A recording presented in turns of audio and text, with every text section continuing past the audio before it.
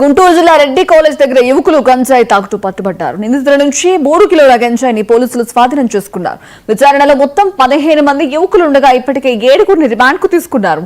ఇవాళ మరో 8 మందిని అదుపులోకి తీసుకుంటున్నట్లు డీఎస్పీ భానుదయ చెప్పారు. వీరిలో 2 నేర చరిత్ర కలిగిన వారు కావడం గమనార్హం. గంజాయిపై ఉక్కు పాదం మోపుతున్నామని, గంజాయి గురించి ఎలాంటి సమాచారం ఉన్నా 112కి ఫోన్ చేసి చెప్పాలని డీఎస్పీ పిలుపునిచ్చారు.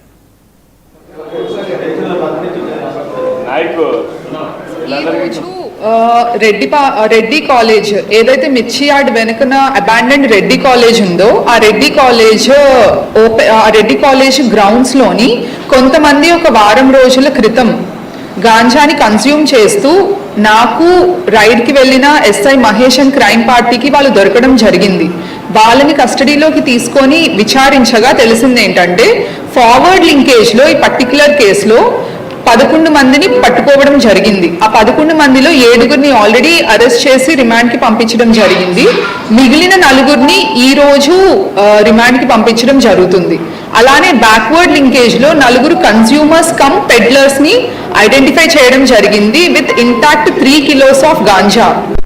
వీళ్ళందరూ కూడా they have been traced back to Lambasingi, Araku valley కానీ లేదంటే ఒరిస్సాలో ఉన్న బరంపూర్ ఏరియాకి కానీ వీళ్ళందరూ కూడా బ్యాక్వర్డ్ లింకేజ్లో ట్రేస్ బ్యాక్ అయ్యారు.